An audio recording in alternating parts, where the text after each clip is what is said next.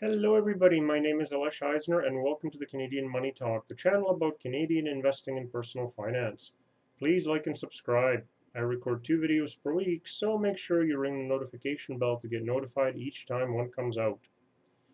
I wanted to say a couple of words about the US real estate and my experiences with it. So I bought 4 properties in 2010, 2011, 2012, and 2013.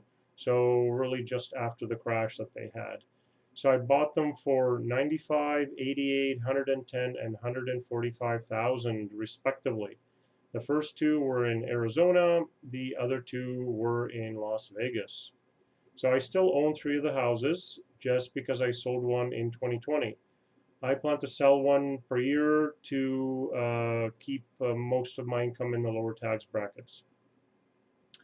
So the the rent is decent on these properties, especially if you compare the rent to the purchase price. So you could have 1,500 per month on a house that was bought for 100,000, and now the house is worth 300,000. The problem is that I had to buy them for cash, so there's no leverage.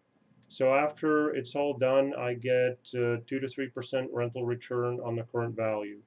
Cash on cash, it's a little bit nicer at 6 to 9%, but my opportunity cost is buying a Canadian stock that pays 4 to 5% dividend, and it's tax friendly. The other issues with the houses is more from a lifestyle point of view. So I have to deal with the property manager because they are all professionally managed by local property management companies. In fact, I've never seen any of the houses. You can also have large repair bills. All of the numbers that I've mentioned earlier are after these bills are paid, but there have been significant issues over the 10 years that I've held these properties. And last but not least is that I have to deal with the Homeowners Association, which is sort of like the strata that we have here in Canada, except the Homeowners Association is for detached houses. And they can do everything from sending you pictures of weeds in the front yard through to saying you need to paint your house. Otherwise, they give you fines. And I've gotten fines over very silly things just because the repairs or the weeds didn't get taken care of. So that ends up being a little bit frustrating because I have no control over it whatsoever. The other issue is that I have to file US taxes, and I have to pay a very expensive accountant to do those taxes. Now, I had to get an ITIN, which is like a social insurance number here in Canada, but it's for foreigners, and it stands for Individual Taxpayer Identification Number. And when I got it 10 years ago, I had to send my original passport to the US in order to get the ITIN. Now, because that passport was about to expire, I didn't get that one back.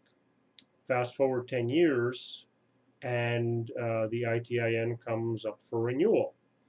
So I filled out a form, sent it in, along with original passport again, which I got a new passport, so that one I did get back. However, apparently I'm not able to fill out government forms correctly because they declined me. So it takes 6 months to get that decline. And in order to file your US taxes, you need to have an active ITIN. So I filled out the form again. Apparently, you're only supposed to put one reason for why you need the ITIN, not multiple like I dared to put. And so currently, my passport is for the second time in about 6 months in the US. And I have my fingers crossed that I'm going to get it back, or I have to get a new passport. So that's not great. As well as sending multiple registered letters to the IRS, including envelopes with the passports. So even getting your US taxes done is a bit of a hassle. The usual issues with renters still happened, just like to any other rental. So I had a flood in one of my houses where the renter uh, left the home while the upstairs toilet was running water and it flooded all 3 floors of the house. There was a huge bee's nest in an attic of one of the houses, and the bees kept coming back because the contractor didn't close the roof out of sheer laziness. Uh, One of the property managers forgot about my house, and it was empty for like 6 months, and the one with the bees empty for a year. So there's those issues. The homeowners association is very active in patrolling and finding those weeds, garbage cans left out on non-garbage days, broken porch lights, and I get a letter with the photo. I take the picture, I send it to the property manager, and keep my fingers crossed. And I usually get a second letter about a month later. So that's not great. So the house that I did sell back in 2020, I had bought for 95 and I sold it for 276. So I can't complain. There's definitely capital gains in the houses that I've had. So the other thing is that you have to think ahead about what you're going to be paying in US dollars. So insurance, property taxes, a reserve for emergency repairs or to fix the place up after a renter, just so I'm not constantly converting US dollars to Canadian and back and paying the usual 2% margin that banks charge. So I always have to kind of think ahead and plan uh, because even using Norbert's Gambit takes some time and is a little bit of effort, which is time consuming. The second house, which I am selling right now, I bought for 88,000, and it looks like it's going to sell for perhaps 370, 380. But there's going to be something called Ferpta withholding, and Ferpta stands for Foreign Investment in Real Property Tax Act, which withholds 10 to 15% of the purchase price as soon as it sells over 300,000. So this withholding I get credit for the next time I get the US taxes done, so it's not that bad. But in order to make sure that I get the taxes done, I need either the title company or the accountant to fill out the proper forms to ensure that I get that credit next time I do my taxes. The accountant doing it is expensive, and there's only a few title companies that will do it. So I have to use a very specific title company.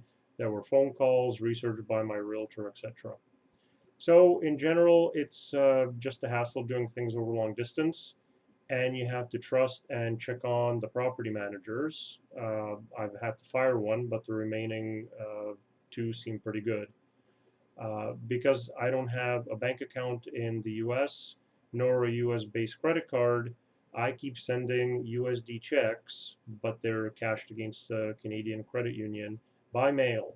And so I'm always paralyzed with fear that the check won't arrive and that the house insurance is going to expire, or I need to make multiple phone calls to the insurance company to see if the check did in fact arrive.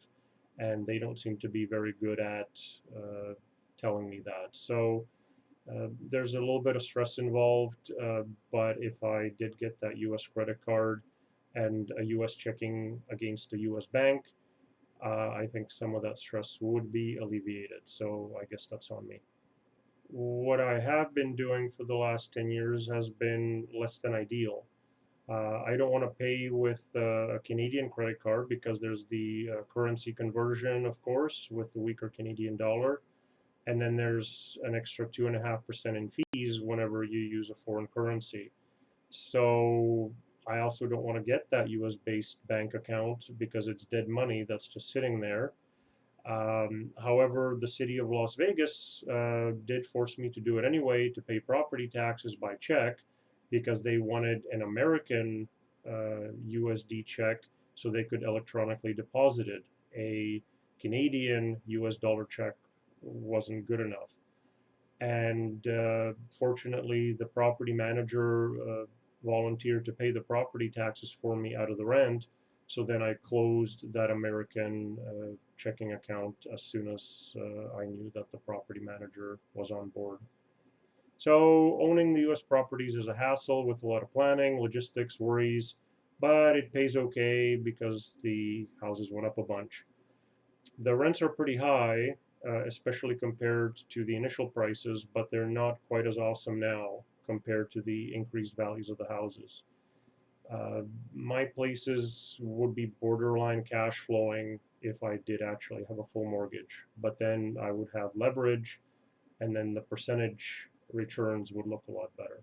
I personally will be much happier being less diversified when I put the proceeds into stocks, where I get Canadian dividends, which are taxed very little, rather than the rent, which is taxed like salary.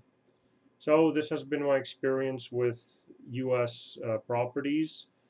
Overall, it's been lukewarm. The properties definitely went up in price. The rents are pretty good. The houses typically rent out quickly when a renter leaves, so I can't complain about that. But it is a personal hassle, and because there is no leverage, they don't pay very much. So I am selling them because they did go up in price significantly, and I don't think they're going to go up quite as quickly anymore. So that's why I'm selling them. So if you have any requests on what you'd like me to cover in future videos, please put that into the comment section. Please like, subscribe, ring the notification bell, and may you have a profitable day.